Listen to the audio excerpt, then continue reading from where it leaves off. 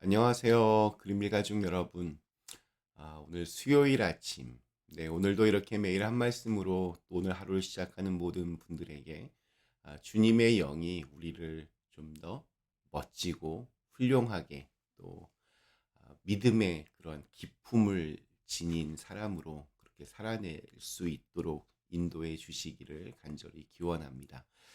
자, 오늘 저희는 누가복음 9장 우리 1절, 2절의 말씀으로 함께 오늘 이 아침을 시작하도록 하겠습니다.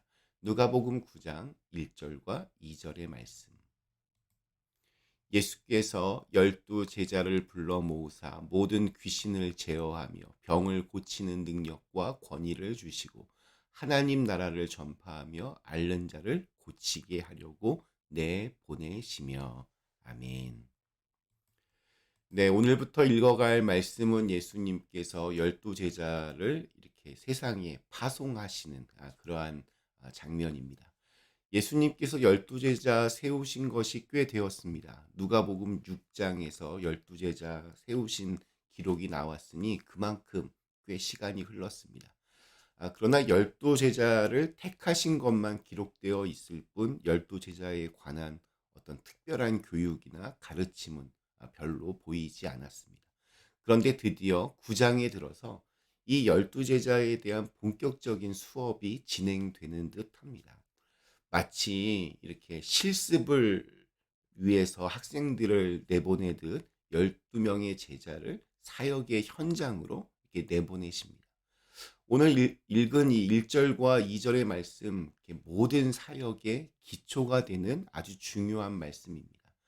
그러니까 어디 뭐 선교를 가기 전에 어떤 봉사활동하기 전에 가져야 할 마음가짐에 해당한다라고 할 수 있습니다.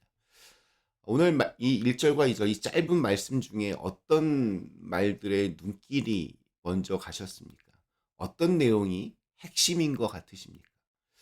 우리가 말씀을 읽을 때 중요하게 여겨야 할 부분이 있습니다. 그것은 우리가 무엇에 관점을 두고 이 말씀을 읽을까 하는 점입니다. 이것을 우리는 가치관이라고 부릅니다. 똑같은 글을 읽어도 그 가치관에 따라 다른 결론에 이르는 경우들이 참 많습니다. 믿음의 눈을 가진 사람들은 보는 것이 다르다라고 어제도 잠깐 말씀드렸는데 믿음의 눈이라는 것이 다른 게 아닙니다. 바로 가치관의 눈입니다. 좋은 길로 인도하실 것을 믿고 바라보는 사람은 보는 것부터가 다릅니다. 기대와 가능성을 가진 사람은 어떤 방법을 찾습니다. 반면에 부정적이고 불안에 떠는 사람은 안 될 것만 묵상하고 또 안 될 것만 바라봅니다. 부정과 불안, 걱정과 근심은 성격도 감정도 아닙니다. 그것은 가치관의 문제입니다. 내가 어떤 가치관을 가졌느냐에 따라서 방향이 다른 것입니다. 예수님께서 제자들에게 모든 귀신을 제어하는 권세, 병을 고치는 능력을 주셨다라고 했습니다. 그런데 이런 질문은 어떨까요? 왜 예수님께서 제자들에게 귀신을 다루는 권세와 병을 고치는 능력을 주셨을까요? 왜 제자들은 귀신을 이렇게 통제해야 하고 또 병을 고쳐야 할까요? 그 이유는 어렵지 않습니다. 귀신으로 고통받는 이들이 있었기 때문입니다. 병으로 힘들어해야 하는 이들이 있기 때문입니다. 주님께서 우리에게 은혜를 주시는 이유가 있습니다. 우리에게 권세와 능력을 주시는 이유가 있습니다. 나에게 무언가를 주셨다면 주신 이유가 있는 겁니다. 성교적인 측면에서 그 이유는 바로 그것을 나누기 위해서입니다. 내게 주신 것을 나누라고 우리에게 주셨습니다. 오늘 이 제자들을 이제 사역지로 보내시는 이유는 어떤 기독교의 교세를 확장하거나 아니면 개종을 위한 목적이 아닙니다. 단지 아프고 힘든 자들을 위해 나의 기쁨, 나의 감사, 나의 마음을 나누기 위함입니다. 나에게 주신 작은 은혜를 나누고 나에게 주신 사랑을 나누고 나에게 주신 소망을 나누기 위해서입니다. 늘 불안과 불만 또 부정적인 가치관에 쌓여 있는 이들에게 기대와 소망을 심어주는 일. 상처 입고 홀로 아파하는 이들에게 따뜻한 이웃이 되어서 이 세상이 그래도 살만하다는 것을 보여주는 일. 그 일을 위해서 우리를 보내신다는 사실을 우리가 좀 꼭 기억했으면 좋겠습니다. 열두 제자들은 요즘 말로 스펙도 참 형편없었고 또 자질도 아주 모자라 보입니다. 그런데 귀신을 내쫓고 병을 고치는 능력과 권위를 주셨습니다. 사도 바울은 고린도전서 1장 27절에서 아주 유명한 말씀을 남겼습니다. 그러나 하나님께서 세상에 미련한 것들을 택하사 지혜 있는 자들을 부끄럽게 하려 하시고 세상에 약한 것들을 택하사 강한 것들을 부끄럽게 하려 하시며. 그런데 여기서 우리가 오해하지 말아야 할 것이 하나 있습니다. 이 말씀은 강하다, 약하다, 이런 가치관으로 바라보면 안 됩니다. 약한 자를 소위 세상이 말하는 강한 자로 그렇게 만드시겠다는 뜻이 아닙니다. 미련하고 약한 자가 지혜롭고 강한 자로 변하는 그런 혁명을 하겠다는 말씀도 아닙니다. 주님은 늘 약한 자를 쓰시겠다는 말이고 우리는 늘 약한 자로 남아서 그분의 도우심을 받는 존재로 살아가라는 말씀입니다. 이것을 우리가 좀 이렇게 오해하면 예수님이 십자가에 달리시기 전날 밤 서로 누가 높은 자리에 앉을 것인가 싸웠던 제자들의 그 잘못과 실수를 반복할 수밖에 없습니다. 우리 생각에 강한 것은 정해져 있습니다. 권력이나 힘이 있어야 하고 또 가진 것이 많아야 하고 할 수 있는 일들도 많아야 됩니다. 그런데 하나님의 생각은 완전히 다르신 것 같습니다. 우리가 약한 것이 오히려 힘이고 우리가 모자란 것이 오히려 가장 큰 능력이라고 말씀하시는 것 같기 때문입니다. 왜냐하면 그때 우리가 주님을 붙들기 때문입니다.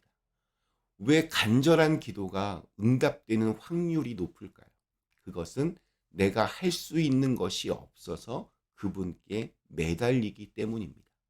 나의 빈자리를 주님의 것으로 채우려 하기 때문입니다. 돈으로 살 수 있는 것을 가진 사람이 돈으로 살 수 있는 것을 가진 사람이 있는가 하면 돈으로 살 수 없는 것을 가진 사람이 있다고 합니다. 무언가를 가지려는 사람이 있는가 하면 무언가를 나누려고 하는 사람도 있습니다.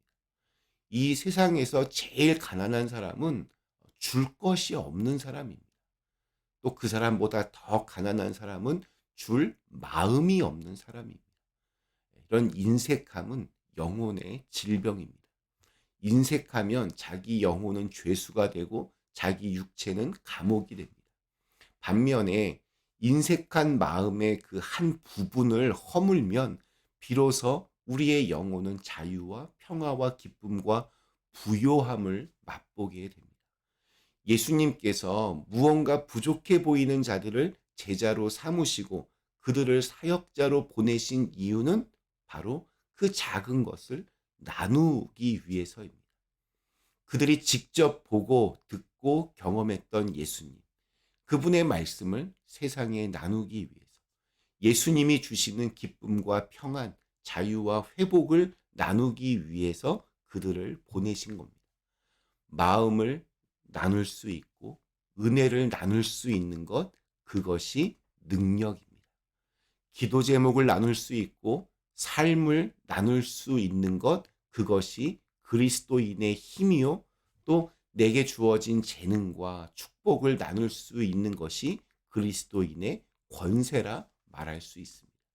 그렇게 두세 사람이 모인 곳에 예수님께서 함께 하시고 그렇게 기도와 삶을 나누는 자리에 역사하시는 주님의 능력을 볼 수 있습니다. 오늘 말씀 이제 마치면서 이런 상상을 해봤습니다. 제자들의 심정이 어땠을까요? 예수님이 그런 말씀을 하시자 갑자기 막 찌릿찌릿하면서 자기가 느낄 수 있을 만큼 어마어마한 어떤 에너지가 능력이 자기에게 왔다라고 그렇게 믿었을까요? 아마 아니었을 겁니다. 그들이 막상 귀신 들린 사람이나 병으로 신음하던 사람을 만났을 때 어땠을까요? 할 수 있는 게 없습니다. 그저 주님 도와주세요. 기도했을 겁니다. 그들이 믿을 수 있는 것은, 그들이 의지할 수 있는 것은 오직 주님의 역사뿐이었을 것입니다. 그 예수님을 증거하는 것이 바로 선교입니다. 나의 힘으로는 할 수 있는 일이 더 이상 없을 때, 버티고 버티다 끝끝내 절망의 그늘이 나를 뒤덮을 때, 그때 우리는 비로소 하늘을 바라보게 됩니다. 우리는 하늘의 능력을 아는 사람들입니다.